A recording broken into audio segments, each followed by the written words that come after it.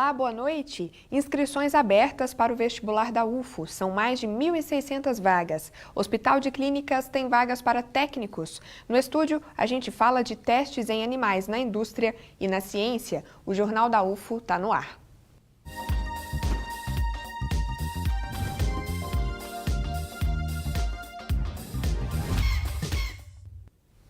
As inscrições para o vestibular da UFO terminam dia 5 de março. São mais de 1.600 vagas em 48 cursos. A primeira fase será em maio. Vamos ver os detalhes. Olá a todos que acompanham o jornal. No dia 25 de fevereiro, a UFO abriu inscrições para o vestibular 2019.2. O pró-reitor de graduação, Armindo Quilici, explica para a gente mais informações. Olá, pró-reitor. Como faz para fazer a inscrição? Olá. As inscrições, basta o candidato acessar o site do ingresso, ingresso.ufo.br, e lá ele tem todas as informações. Primeiro, o edital do vestibular, que regula a data de prova, a data de inscrições que vão de 25 de fevereiro a 12 de março. Ela regula também as normas do vestibular, mas também é preciso observar o manual do candidato, que é o número de vagas, 1.654 vagas publicadas para 48 cursos, e também os editais complementares para a cota. Cada edital para cota, seja ela PCD, PPI ou renda, tem normas próprias e tem links para que o candidato acesse e coloque a documentação para ele ser avaliado se ele tem aquele perfil de cota para que ele se inscreveu ou não. Tem uma taxa de inscrição e isenção para alguns candidatos? Para todos os candidatos pagariam R$ 117, mas há a possibilidade daqueles que pedem a isenção por questões financeiras, econômicas. Então ele solicita no ato da inscrição a isenção da taxa e posta também a documentação que ele precisa comprovar para que a comissão da universidade faça análise e autorize a isenção dele. Obrigado pelas informações, pró-reitor. Lembrando que as provas da primeira fase acontecem dia 4 e 5 de maio e as provas da segunda fase acontecem dia 8 e 9 de junho. Voltamos ao estúdio. O Hospital de Clínicas de Uberlândia, o HC, contrata um técnico em enfermagem do trabalho e 2 técnicos em radioterapia. As inscrições para o processo seletivo simplificado vão até 10 de março pelo site hc.ufo.br. Você também pode se inscrever pessoalmente no setor de Gestão de Desenvolvimento Humano em Saúde do HC. O endereço é a Avenida Pará, número 1720, Campos Umuarama. Lembrando que a entrada é pela portaria principal do hospital. A inscrição custa R$ 62. Em alguns laboratórios da UFO, a ideia de usar animais para fazer pesquisas está mudando. Por exemplo, camundongos são substituídos em partes por ratinhos de computador ou moscas. Vamos ver. Esses pequenos insetos são os grandes aliados para os pesquisadores da UFO. Desde 2012, o Laboratório de Bioquímica do Instituto de Biotecnologia utiliza moscas para vários experimentos. A grande vantagem é o custo, é muito barato trabalhar com mosca. A comida dela é bem barata em relação a rato e camundongo, a manutenção, então o custo geral dela é baixo. E o ciclo de vida dela é muito rápido e deixa um grande número de descendentes, que isso é muito importante para estudos em genética. Antes das moscas da fruta, as pesquisas no laboratório eram feitas em camundongos. O que nós fazemos é utilizar esse organismo modelo alternativo para minimizar o uso de vertebrados na pesquisa científica. Jéssica é doutoranda do curso de Genética e Bioquímica do Instituto de Biotecnologia. Ela desenvolveu um estudo sobre o Alzheimer e também utilizou as moscas. A gente minimiza o uso desses animais e leva, então, possíveis drogas, fármacos, substâncias que vão ter realmente um papel ali para aquela pessoa que tem aquela doença, já focado. Então, chega naquele camundongo, ele não vai ter que testar, 10 substâncias diferentes, já testa 3. Outro lugar que passou por modificações foi o curso de Psicologia da UFO, especificamente a disciplina de Análise Experimental de Comportamento. Aqui, os ratos são digitais. Esse exercício em um computador começou em meados dos anos 2000. O laboratório aqui de Psicologia Experimental sempre foi nesse local, ele foi inaugurado no final dos anos 70, é o laboratório mais antigo aqui do Instituto de Psicologia e até meados do ano 2000 era utilizado o rato vivo, com as caixas operantes, também conhecida como caixa de Skinner, e depois, com o tempo, esse laboratório com os ratos vivos foi desativado e passou a se utilizar o programa SNIF, que é uma metáfora, né, uma animação virtual desse procedimento que era utilizado com os ratos. O SNIF, como é conhecido o ratinho do sistema, causa entusiasmo entre os alunos. Esta estudante teve o primeiro contato com o bichinho virtual no segundo período do curso e apoia o uso da tecnologia. Ele encaixou perfeitamente tanto na questão de tempo e na questão de proporcionar um aprendizado para a gente. O professor de psicologia já fez parte do Comitê de Ética da UFO e ressalta a importância de não maltratar animais em qualquer experiência. O Comitê de Ética e os defensores dos direitos animais colocam que se existe uma ferramenta de aprendizado que pode substituir o uso de animais, inclusive o sofrimento que pode acarretar esses experimentos, que esse sistema seja utilizado. Então, como a gente tem o SNIF, então a gente acaba facilitando o aprendizado do aluno e também acaba seguindo essa normativa. Bom, para falar sobre o assunto, a gente recebe hoje o Lúcio Girão, coordenador da Comissão de Ética na Utilização de Animais aqui da UFO. Boa noite. Boa noite. E o Murilo Vieira, que é veterinário e coordenador da Rede de Biotérios de Roedores da UFO. Boa noite, Murilo. Boa noite. Bom, vamos começar explicando então sobre o trabalho da rede de biotérios. A gente viu que já existem formas de substituir os roedores, mas ainda a universidade, a pesquisa ainda utiliza grande quantidade de roedores, né, Murilo? Sim. Boa noite a todos. Quando a gente pensa, né, em substituição dos modelos animais em pesquisa, é interessante a gente reforçar que existem os princípios éticos da experimentação animal, né, e depois o professor Lúcio poder abordar a parte da atuação da comissão de ética nesses experimentos. Mas a gente tem um princípio que a gente chama de, é o princípio de Russell e Burt, de 1953, que fala que é os princípios dos 3 R's na experimentação animal. O que significa isso? Replacement, refinement, a gente tem que substituir sempre que possível o uso de animais. Se não possível, a gente tem que reduzir ao máximo o número de animais. E se reduzir, a gente tem que fazer com que as técnicas que a gente use causem o mínimo dano para o animal, certo? Nesse sentido, né, modelos computacionais, por exemplo, né, esse ratinho apresentado, é muito interessante, a gente deixa de utilizar animais para determinados protocolos.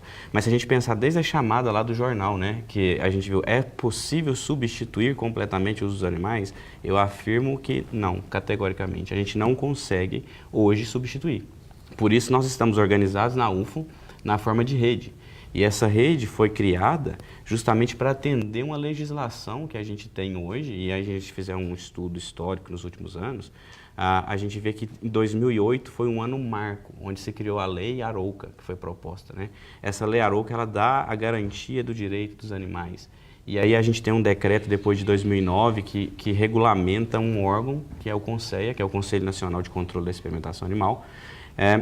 E esse CONSEA, através de resoluções normativas, tem norteado a experimentação animal. Então, sempre que a gente consegue substituir, né, a gente substitui. Quando a gente não consegue, a gente tem que trabalhar nos outros 2 R's, que é de refinamento das técnicas e de redução.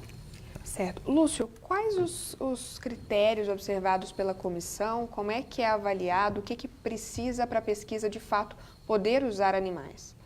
Boa noite a todos. Essa pergunta é uma pergunta complexa, porque são questões multidisciplinares, né, envolve muitos parâmetros para a gente poder dar uma resposta direta. Mas, basicamente, nós usamos o CONSEA, né, as normativas federais atualizadas, né, para poder atuar, né, e tentar, de certa maneira, fazer o controle e garantir, né, o bem-estar dos animais. Haja visto que, como foi dito, né, no início, esses animais, eles precisam, pelo papel que eles desenvolvem dentro da ciência, eles também, né, têm que ter um comprometimento do pesquisador de forma ética, né? Mas o pesquisador, para começar a pesquisa, ele precisa da autorização de vocês? Precisa. A legislação federal, ela é muito clara. Qualquer protocolo de utilização de animais para ensino e pesquisa dentro da universidade, seja ou centro de pesquisa, não precisa ser a universidade, precisa ter um comitê de ética para avaliar esses protocolos de utilização do animal. Seja ele para um teste de drogas, seja ele para um teste simples de nutrição, o que for. Certo. Murilo, a professora Cristiane Amaro, do Instituto de Ciências Sociais aqui da UFA, ela comentou nas nossas redes sociais, quando a gente disse que o tema de hoje seria esse, ela fez a seguinte afirmação, que a gente queria discutir aqui. Ela disse que a partir de uma leitura crítica é possível afirmar que há prejuízo ao avanço científico, uma vez que, segundo ela, existe uma zona de conforto criada pela ciência e que pode, com esse uso de animais. O que você diria sobre isso, essa zona de conforto? Você acha que poderíamos fazer mais para evitar esse uso? Bom, eu diria que a gente não vive hoje, né, atualmente, uma zona de conforto. Justamente o contrário, nós estamos na turbulência. O ano de 2008, com a criação do CONSEA, e depois essas resoluções normativas, todas as resoluções normativas que são apresentadas pelo CONSEA, a gente tem aí por volta de 5 anos para se adequar e começa as fiscalizações. Então, o ano de 2018, para nós aqui na universidade, foi um ano crítico, porque nós tivemos que adaptar, por exemplo, todas as instalações físicas que a gente usa com os animais para garantir o bem-estar, para garantir a saúde. Nós gastamos por volta de R$600 mil ano para poder fazer pesquisa com animais e garantir, isso só com roedores, ratos, camundongos. Para a gente garantir com que esses animais tenham ração de qualidade, tenham água de qualidade e vivam com 12 horas de claro, 12 horas de escuro, tudo muito bem controlado. Tá? Esse animal, por parte, a gente tem essa exigência legal a se cumprir, nós temos os princípios éticos da experimentação animal que nós seguimos e nós ainda temos um outro ponto, que é a própria ciência. Se a gente pensar, desde a história, né, filósofos como René Descartes, de 1500, que falava que os animais são autômatas, que os animais não sentem dor, isso justificava o que a gente chama de crueldade deliberada, mas não experimentação animal. Experimentação animal é totalmente diferente de crueldade deliberada.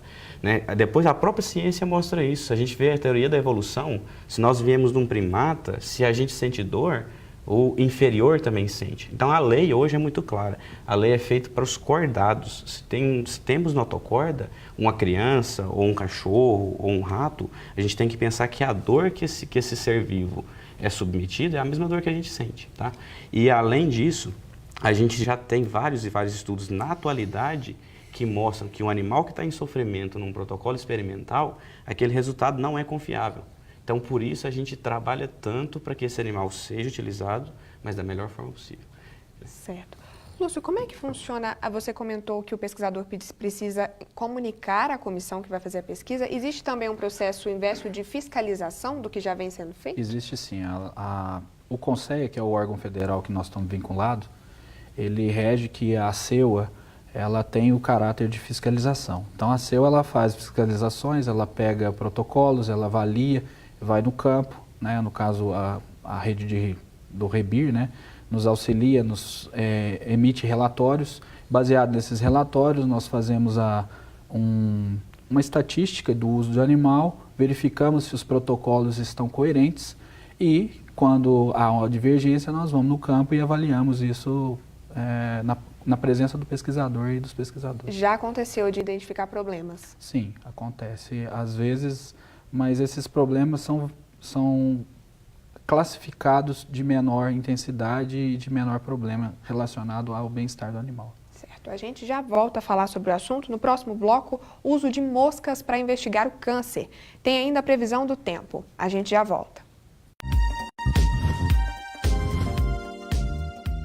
Fique por dentro da programação da TV Universitária de Uberlândia.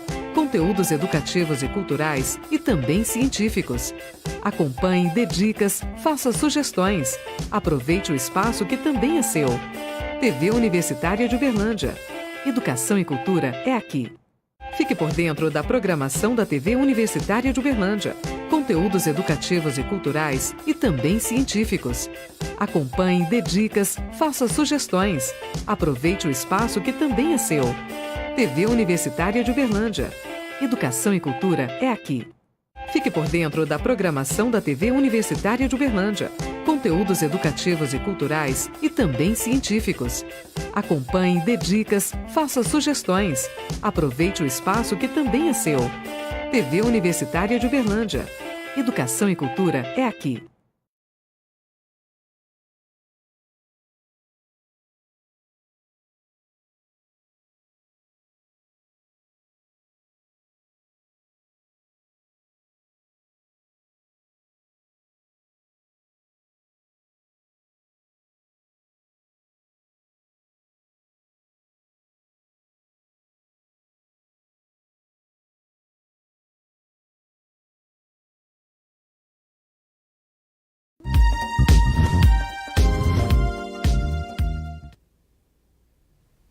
Estamos de volta, hora de conferir a previsão do tempo para amanhã.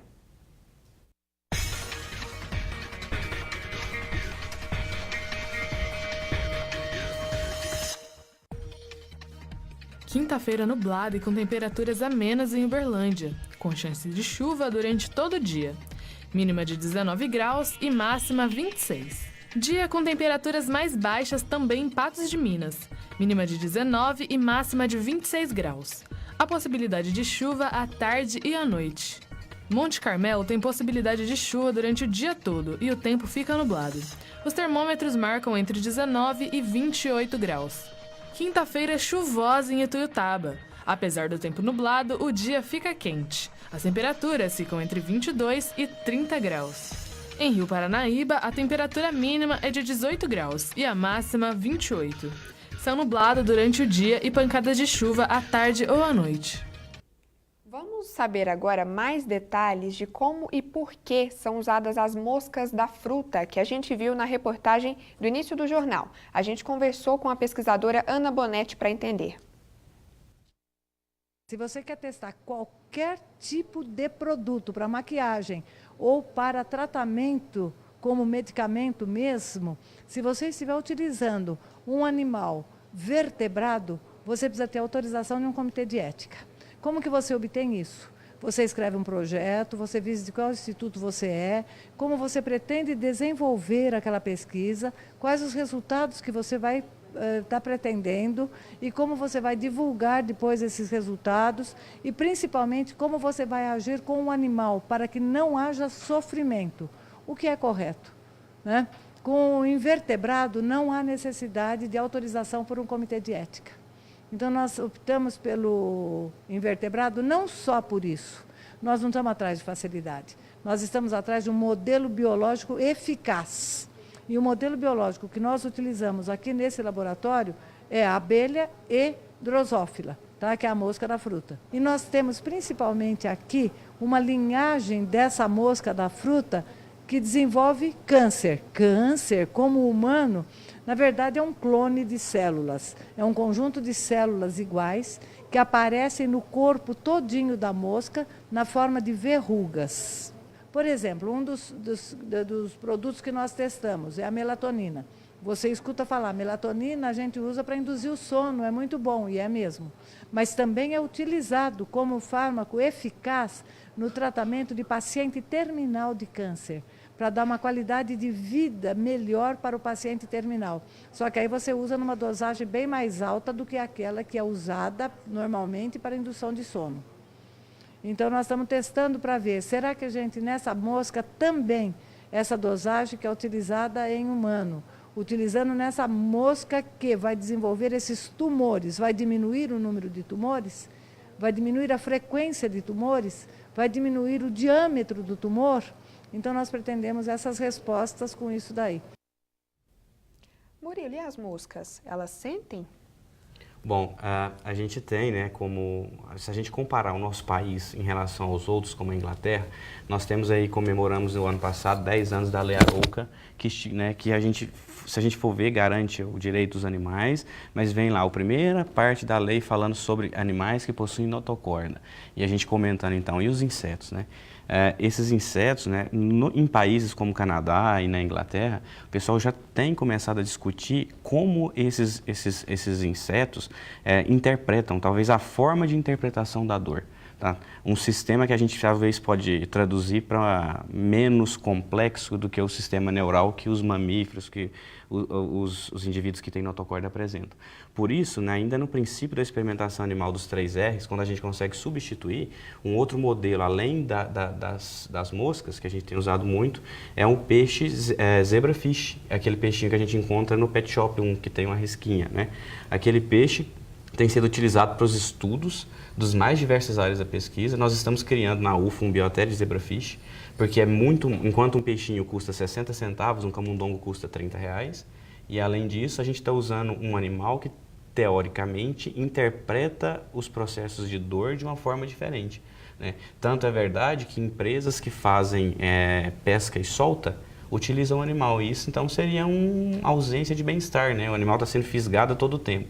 Mas a justificativa que se usa é que a forma de interpretação da dor pelos peixes, né, ele talvez não entenda, né? Como se a gente, às vezes, estivesse anestesiado. Você está sentindo dor, mas não está interpretando como essa dor está funcionando. Então, eu estou aqui tentando traduzir em miúdos. Certo. Lúcio, se o pesquisador for identificado fazendo algo irregular em pesquisas com animais, o que acontece? Ele pode responder judicialmente, segundo a lei, né? A lei caracteriza isso, levando até a possibilidade de multas. Um outro cenário também que pode acontecer é o próprio Ministério Público, né? Pode ser denunciado por maus tratos. E um terceiro momento, ele pode ser denunciado no próprio Conselho de Classe, podendo ser até descredenciado para aquela formação dele. E quais são esses maus tratos que a gente está falando? O que se configura maltrato? No caso da CEU, a CEU ela se restringe ao nicho de pesquisa e ensino. Então, o que nós pensamos, né, ou o que nós avaliamos dentro dessas áreas de conhecimento? A gente avalia os protocolos que foram propostos pelos pesquisadores. Então, muitas vezes, protocolos anestésicos, protocolos cirúrgicos, né, para testes, e muitos deles já têm modelos já previamente, né, historicamente, já muito utilizados. Então, esses modelos, o que nós fazemos? Nós avaliamos se esses modelos propostos vão, né, de encontro com o objetivo do projeto. Então, esse é um dos pontos que nós avaliamos. Ou seja, se é justificável também usar o animal. Se é justificável, né? Que um dos quesitos até que o Murilo comentou é em relação ao objetivo principal desse projeto. Então, vai expor o animal a um problema ou uma cirurgia e o objetivo final, ele vai alcançar? Então, muitas vezes a gente avalia nesse sentido. Outra coisa seria o número de animais propostos por esse pesquisador. Ele está usando um número de animais adequado? Seria o interessante para ele obter aquela resposta? Esse tipo de animal que ele elegeu para essa pesquisa é o modelo, é o animal adequado para isso? Né? Então, o Murilo depois pode falar que ele tem uma variedade de grupos genéticos lá, de roedores e de camundongos, né? Cada um tem um objetivo específico e é isso que nós da CEU avaliamos, se ele realmente vai chegar na resposta que ele está propondo. Certo. Ano passado, pessoal, o Murilo foi aos Estados Unidos receber um prêmio do Conselho Internacional para a Ciência Animal de Laboratório. Murilo, o que é levado em conta? O que eles valorizam?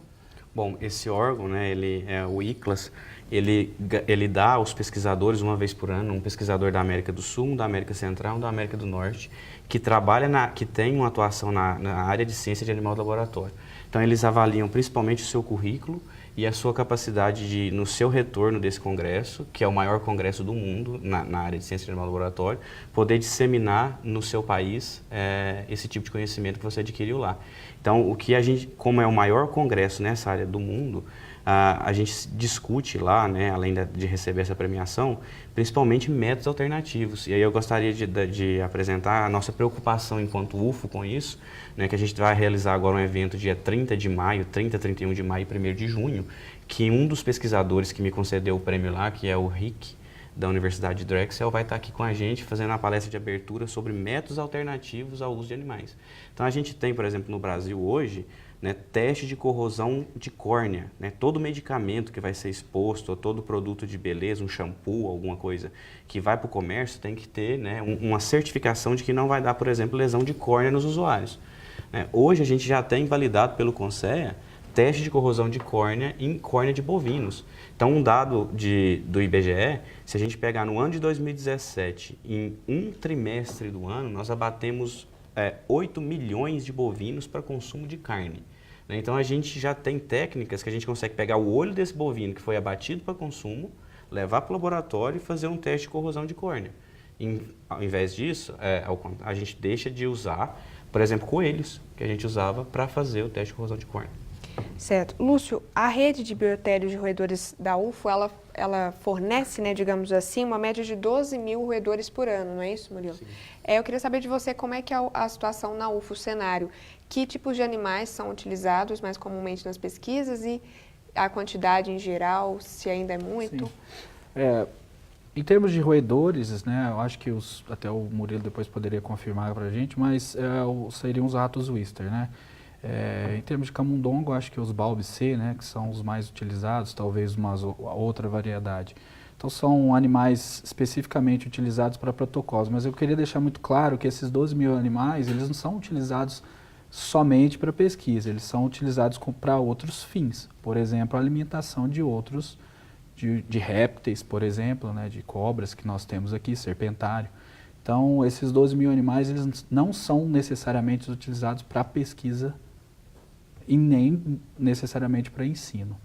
Então, o cenário do REBI é um cenário muito favorável. Nós, até quando houve a criação do REBI, nós fomos muito a favor disso, porque existe um controle muito maior, né? Ele citou as questões de bem-estar, o controle genético, sanidade. Então, são questões que muitas vezes levam o animal ao sofrimento quando não controladas. Então, a temperatura, a umidade, então a gente tem uma variedade de fatores aí que podem influenciar. A CEUA trabalha, né, nessa linha de avaliar pesquisa e ensino. Então, eu gostaria de deixar isso muito claro, né, frisar isso, porque quando a gente fala de animal, por exemplo, a gente vê um animal de rua, errante, né, essa atribuição não cabe à CEUA.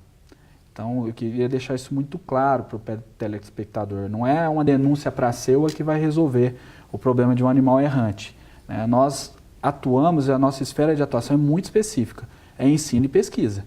Todo animal que é usado para ensino, todo animal que é usado para pesquisa, nós atuamos para controle dos protocolos.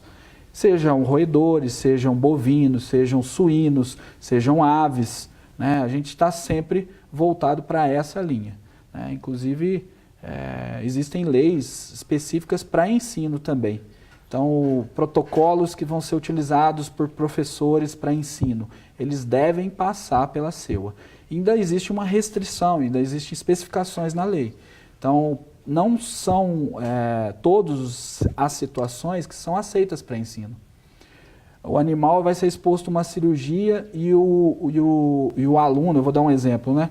O aluno não vai ficar só observando. Essas questões já foram abolidas. O ano que vem, por exemplo, em setembro, vai ser proibido terminantemente a utilização de animais para fins visuais. Mas para desenvolvimento da habilidade motora do aluno, então o aluno tem que fazer uma cirurgia específica, tem que fazer uma craniotomia, tem que fazer um corte no animal.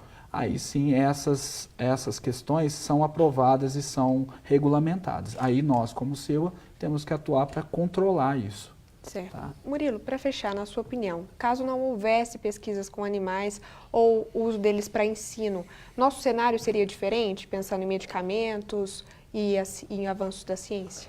Bom, eu vou ser muito categórico novamente, né? Se a gente não tivesse os animais hoje, a pesquisa no Brasil e no mundo pararia. A gente tem, por exemplo, nos Estados Unidos e na Inglaterra, que são países de referência nessa área, uma regulamentação ainda mais intensa do que a nossa. Nós ainda estamos começando, né? A gente tem aí 10 anos, e eu falo nesses 10 anos que eu tive a oportunidade de viver aí, de outubro de 2008 até outubro de 2012, gente, mudou muito a experimentação. A preocupação que os pesquisadores têm com o animal, com a garantia do bem-estar, é gigante a transformação que existiu nos últimos anos. Mas eu afirmo que se a gente hoje falar não vamos utilizar animais, a pesquisa para. Nós temos, por exemplo, projetos importantíssimos que são desenvolvidos no Brasil, transplante cardíaco. Se a gente for no INCOR hoje, quantas pessoas necessitam de um transplante cardíaco? Por que a gente não consegue fazer? Porque a gente não consegue hoje transplantar, por exemplo, um coração de suíno para um humano por mecanismo de rejeição. Mas a gente tem vários grupos de pesquisa hoje que estão estudando isso. E em breve, eu tenho certeza, né, que isso vai acontecer. Então, quantas vidas a gente vai salvar? Existe uma forma de você estudar um transplante cardíaco de um indivíduo para outro, sem utilizar o animal? É impossível. Né? A gente tem modelos computacionais, por exemplo, que ajudam a gente a reduzir. Né? Se a gente teria que testar uma droga em 50 animais, a gente faz uma análise prévia em um computador, e aí o computador fala, ó, dessas 10 drogas, só 5 tem chance de funcionar. A gente não testa as 10, testa só as 5. Mas de qualquer forma, a gente ainda precisa dos animais. Certo. Bom, Murilo, Lúcio, muito obrigada pela participação de vocês. Obrigada a você também pela companhia. O Jornal da UFO termina aqui. Na edição de amanhã, a gente fala sobre trotes na universidade. Na UFO, o trote violento é proibido desde 1993 e quem comete essa infração pode ser expulso. Amanhã a gente fala sobre o assunto. Uma ótima noite para você e até lá.